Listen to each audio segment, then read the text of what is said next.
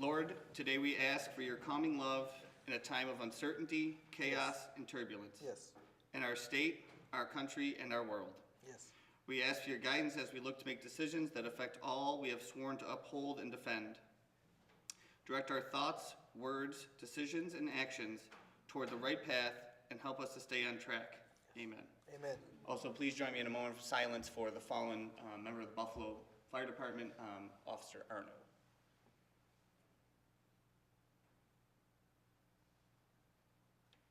Thank you.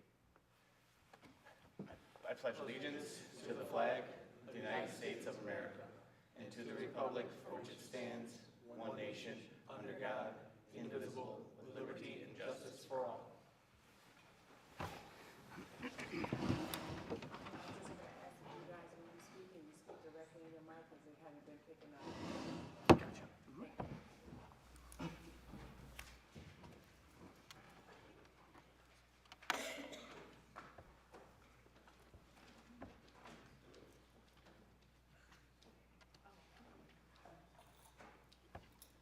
Public speakers? There is none. No speakers? Okay. Administrative update. Just briefly. First, the City of Niagara Falls participated in a memorial for Buffalo firefighter Arno by illuminating the falls red this past Thursday, sort of in honor of his service. In addition, we received a letter from the Village of Youngstown thanking our community for the vehicles that we provided to them in their need. That's all I have.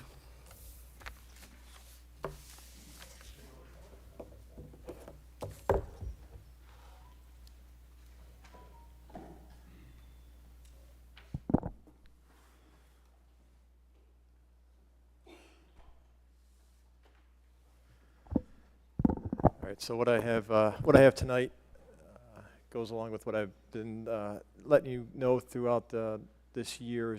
We've been closing out 2022 activity, and what I want to give you tonight is an update on two funds: the Parking Operations Fund, how we did in 2022.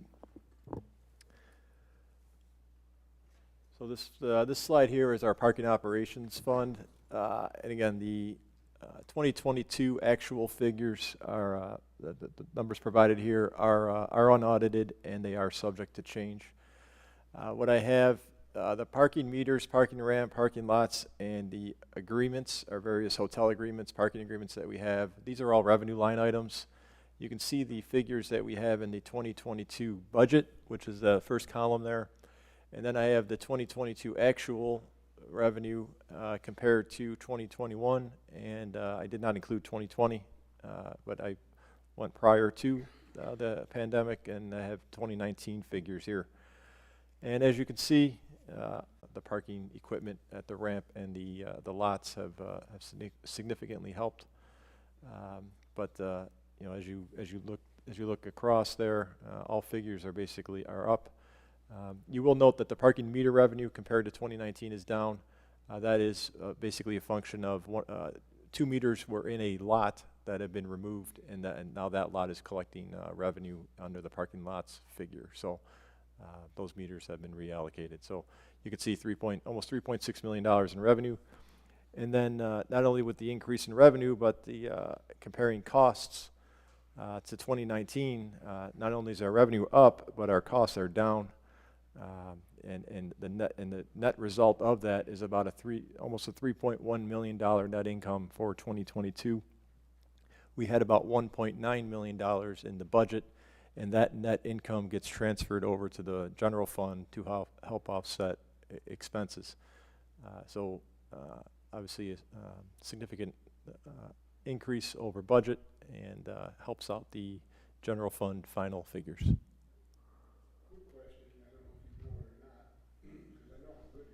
Always are. You have budgeted like $464,000 for cost, and we were at $520. Do we know why? I mean, you're usually pretty tight. That's actually a good thing, because the costs that were over budget this year are So more revenue, more fees, et cetera, et cetera. Yeah, so Just, the credit card fees were over by. Our administration moving to automation. We're also starting to explore the possibility of moving to the use of software so that there really isn't any, much like is done in downtown Buffalo, where there's even less opportunity for difficulties as there are right now with some of the mechanical meters. These additional revenue lines, I think, are a function of our investment and a council previous to this council approving the installation of those electronic gates and meters. So we're going to continue to work at improving the downtown parking system so that it becomes both more efficient and cost-effective. The next slide here is the tourism fund. Again, similar to parking, the 2022 actual figures are unaudited and subject to change. This is the revenue that was collected. As you know, it's the 6% tax that started in 2021. So the occupancy tax represents the 4% of the 6, and then the trolley and Discovery Niagara represent the 1% collected. So as you can see, again, I have 20.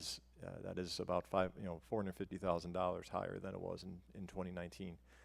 So close to $4.9 million of bed tax collected, and the costs associated with the tourism fund are sort of a function of this. As I mean, that's not all the city's revenue. so of the 3.2, 80% of that figure is allocated to NTCC, and then the remaining 20% is the city share. What was that first one? 80%? 80% of the occupancy of the first line there goes to NTCC. That's destination A, if you're wondering. That's based on our agreement with them. That's basically, yeah, through the county.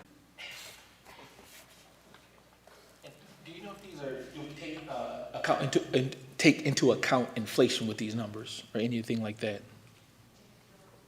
These represent the taxes that are paid to the city by the various hotels, all entities that are required to pay the 6% occupancy tax. So that would be a function of either the RevPAR being up higher or occupancy being higher, or both, right? Was that, okay. We're also hoping, by the way, that as we get better in the vacation rental space, that will also operate in the occupancy tax part.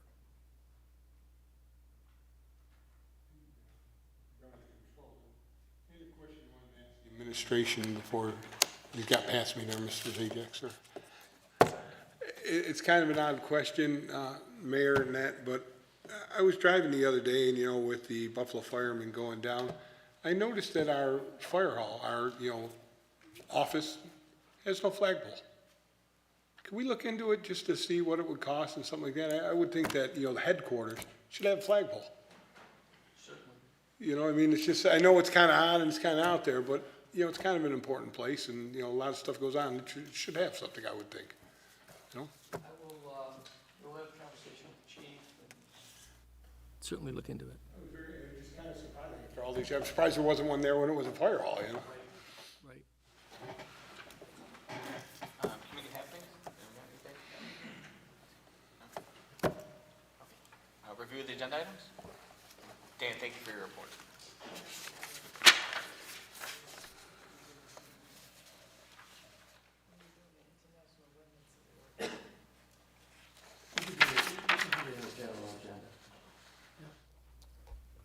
Agenda item number 1. Agenda item number 2. Agenda item number 3. Agenda item number 4. Agenda item number 5. Agenda item number 6. Agenda item number 7. Agenda item number 8. Agenda item number 9. Agenda item number 10. Agenda item number 11. Agenda item number 12. Agenda item number 13.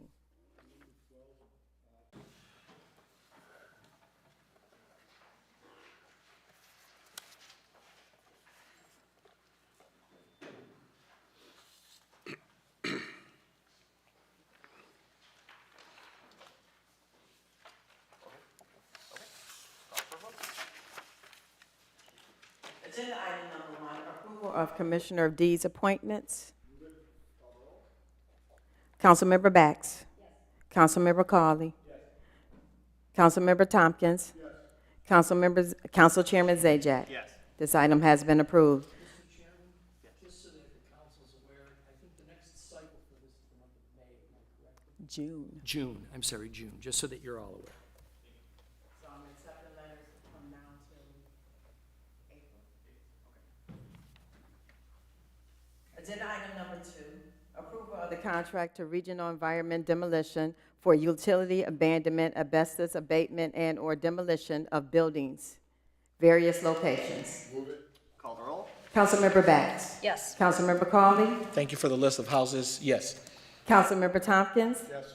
Council Chairman Zajac. Yes. This item has been approved.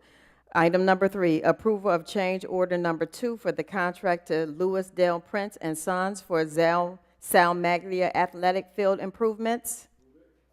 Councilmember Bax. Yes. Councilmember Cawley. Yes. Councilmember Tompkins. Yes. Council Chairman Zajac. Yes. This item has been approved. Agenda item number 4, approval of recognizing the month of March 2023 as Women's History Month and recognizing March 8, 2023 as Women's History Day in the city of Niagara Falls, New York.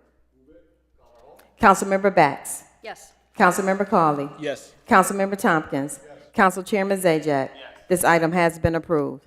Chairman, based upon this council's unanimous approval, I have executed a document that'll be displayed out in the foyer recognizing March as Women's History Month and specifically today as Women's History Day, so thank you so much. Yes, ladies, yes, thank you. Agenda item number 5, approval of the contract to FM Communications Incorporated, Motorola Solutions Purchase Order, Dell Technologies for upfitting for Niagara Falls Fire Department command vehicles. Councilmember Bax. Yes. Councilmember Cawley. Yes. Councilmember Tompkins. Council Chairman Zajac. This item has been approved. Agenda item number 6, approval of the contract to Whitmer Public Safety Group Incorporated for turnout gear for City of Niagara Falls Fire Department.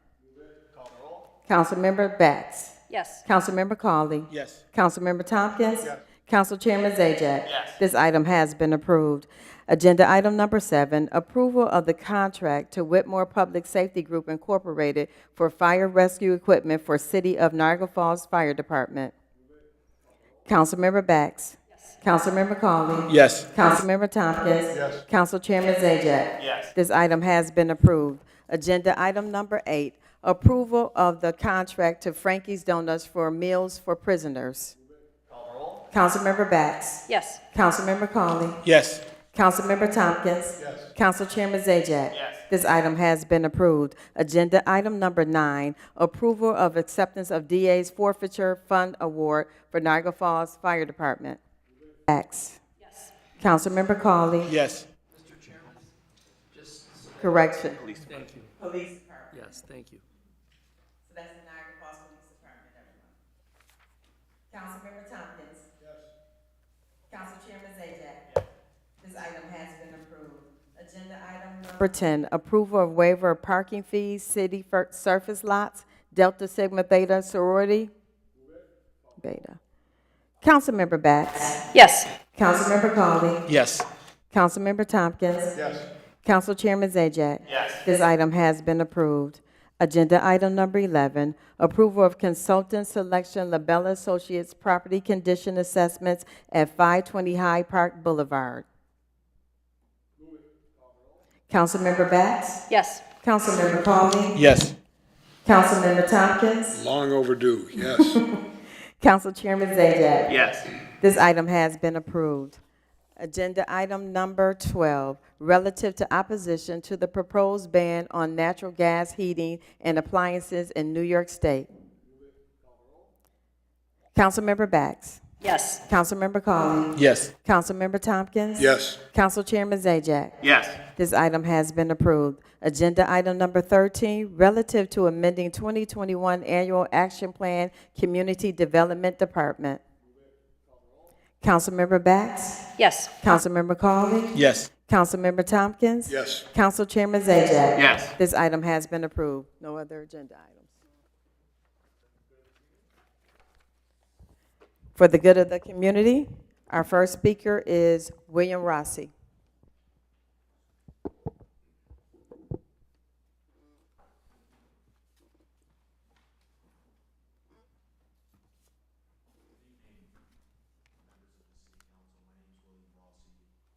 An attorney with Phillips Lytle.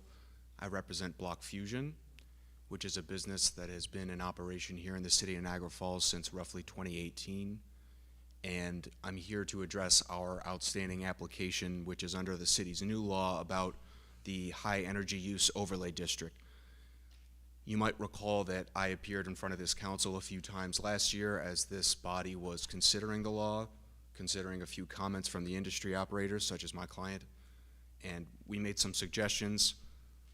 Not all of them were adopted, but we respect the law. We understand that that's the decision the council made, and we have every intention of complying with it. Now, to that end, the council enacted that law and had some pretty stringent, robust requirements that they were expecting of every data center that operates in the city of Niagara Falls. And specifically, what the law did was draw a border around a specific industrial area in the city's industrial corridor.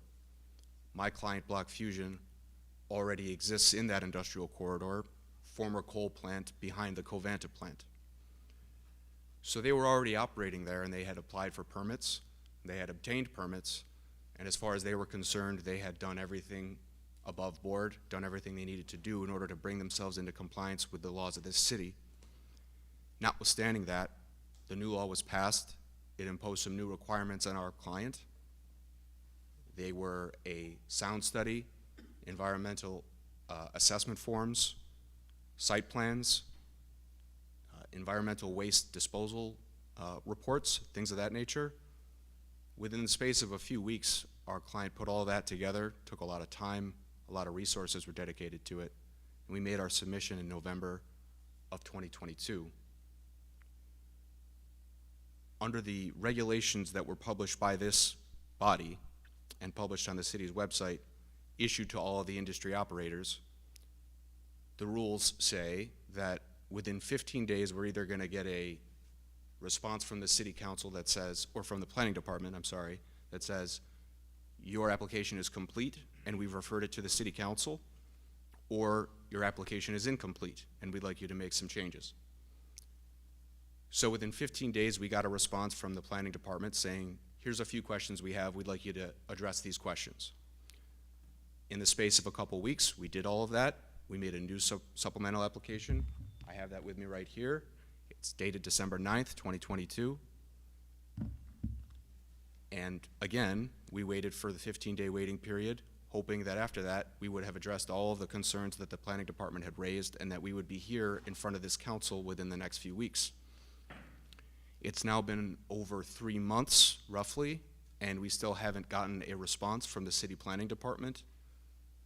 I personally have been in touch with the city's attorneys, the city's planning department, pretty much every resource that could possibly be made available to us so that we could do whatever it is that we need to do in order to get ourselves into compliance as far as the city is concerned, appear in front of this body, answer any questions that might be left outstanding after all of our applications, and for whatever reason, we have not been able to make that happen.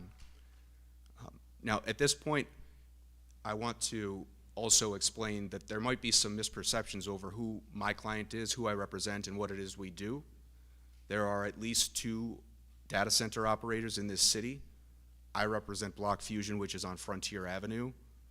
They are not a different entity, which is called US Bitcoin, which operates on Buffalo Avenue, which has been in the news often for creating a serious amount of noise, and I'm not going to comment about that, the merits of it. It's not my business, and that's not my issue.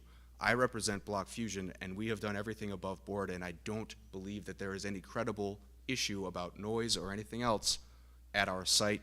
We have not had any complaints in that regard, and in fact, part of this application process required us to go and hire an environmental contractor to do a noise study to determine status is at our property. And what they found was the existing ambient background noise was actually above the sound limits that the city imposed under its new zoning law. So we put all of that in our report, and we demonstrated it all to the city, to the planning department specifically, and all I'm here to do this evening is to ask respectfully and with all humility that our client be given an opportunity to appear in front of this council and do whatever it needs to do in order to get its permits and be rezoned under the regulations that this city has passed. And if there are any questions, I'm happy to answer them. Otherwise, I will respectfully leave copies of these with you for your review. And if I can answer any questions, I'm happy to do that.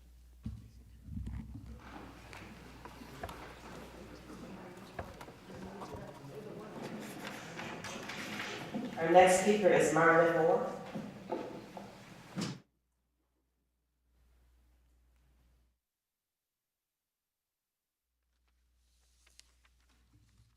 Good evening, everybody. My name is Marlon Moore. I am the current president of PANDA, Parents Against Narcotic Drug Abuse. And Vice President Katrina Thomas, several weeks ago, I was driving down Hyde Park Boulevard. I seen a town of Lewiston Police in front of me. I seen signage, deer. That brought back memories. And later I learned deer was at a drug abuse and reduction program. Kind of nervous up here, everybody. But I've offered children around the world. Short words, my daughter and I attended here 2 years ago, speak about deer, try to get the city council to approve it and stuff like that.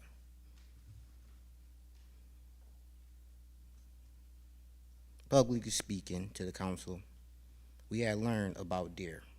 Deer is a program that offered children in Lewiston and Niagara Wheatfield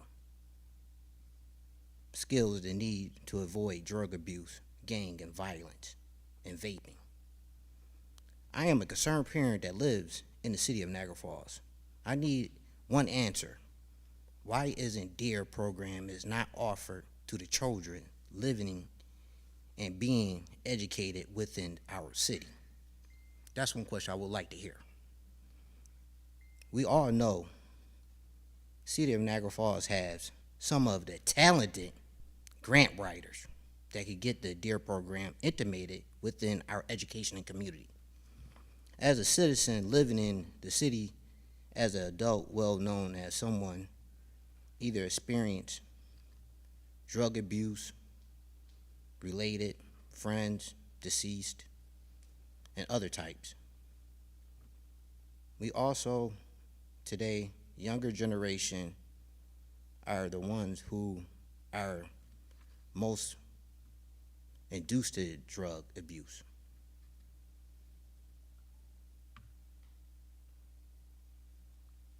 Why isn't DARE implemented in the city of Niagara Falls? We need to educate our community and our kids in New York. And I had one councilman I mentioned it to. They told me to do my homework on it. I called Lewiston. I called Niagara Wheatfield. You just got to write a grant. You just got to do the work and put the footwork in. And I appreciate Men Standing Strong, President Tony, support me and other parties in this building. Thank you.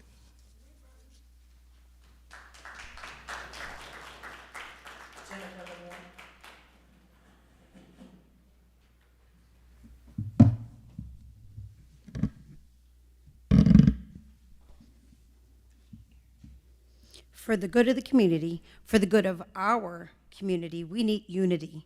Unity cannot be present under bad leadership. One person cannot do it all. The community must step forward together and stick together. As you know, we're looking forward to the upcoming public hearing on Monday, March 13th at 6 p.m.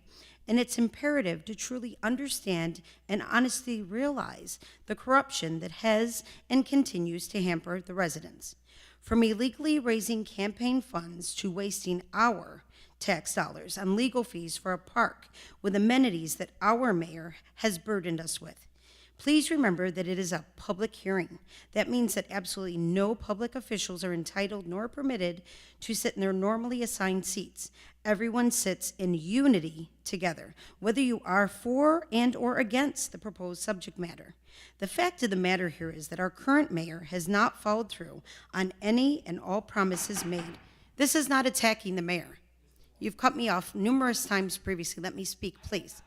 It's going on my time here, please. But your time speaking is not to attack anyone, Okay, and you are. I'm losing time right now. Can you take it back to 4 minutes, please?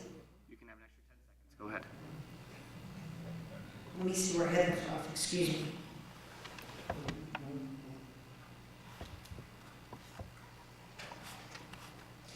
The fact of the matter here is that our current mayor has not followed through on any and all promises made within the content of his platform. I am not attacking our mayor. I am clearly pointing out the fact that I am sick and tired of when individuals speak, whether it be on agenda items and or for the good of our community, officials or other city council choose to not face speakers. Only option and alternative to those individuals, I won't state, right, because then it'd be attacking them, is to play TikTok on their cell phones, check news, email correspondence, and text messages. I can read lips.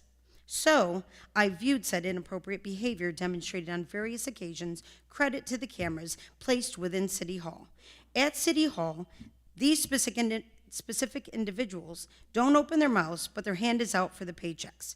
Both of them have brothers, but only acknowledge one. Both of them get paid for doing nothing. Most recently, I was pleased to read great pieces of writing on subject matters of fellow community members Vincent Cawley and Demetrius Nix. The man to beat, in my opinion, because Nix is real. However, I am not standing here to campaign for Nix in front of you. I'm just clearly stating that Nix has shown all of you, the community here, as well as in the paper, and online, in the media, all of his cards, because he's focused and confident in preparing our residents for a new leader. Everyone makes mistakes. Our current mayor made many mistakes. Simply put, I hope that Judgment Day is not the day that he chooses to own up to every single last one of them. Notwithstanding such, it's imperative to mention here all of the money contributed to this specific mayor's campaign prior to January 1st, 2020 was not reported, as well as money raised during the years of, I witnessed it. I campaigned there every single day and brought donations, even contributed my own personal money, and he didn't report all of it. Yes. Not come up and attack anyone, and you continue to do so. Okay, I'm not attacking the mayor. I speak from experience because I worked on the campaign and was present daily with, as I said, food, beverages donated, as well as goods that I purchased. I could honestly cry because I am hurt beyond repair for the devastation that this administration, with the exception of a few, have caused our city. None of them, seriously, live in the city. DeVoe, not in the city, and Town Niagara is not in the city of Niagara Falls. The barricades, I won't even go into, right? Because we all know, and it's not unification.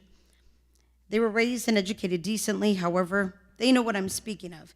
And you know, these individuals know the ins and outs because they're attorneys, failed judges, I'll say that quickly, and presently not doing a gosh darn thing for our city for what has now been 4 years.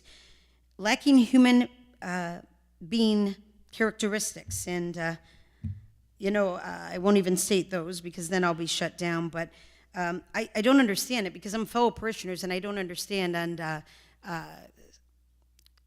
midnight mass prior to why you need 2 parking spots when you're the mayor of the city of Niagara Falls. And this is important because I am a taxpayer. Please, that you need this many police officers here at a city council, and in fact also then those amounts at a midnight mass, specifically at Holy Family of Jesus, Mary, and Joseph. But let's go through here. We, the people of Niagara Falls, are above this.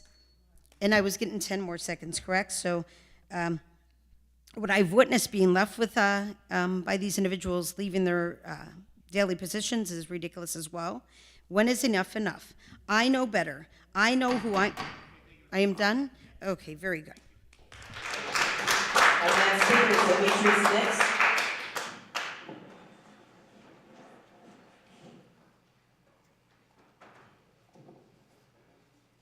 Demetrius Nix. Our next speaker is Gwendolyn Streeter Walker. Okay.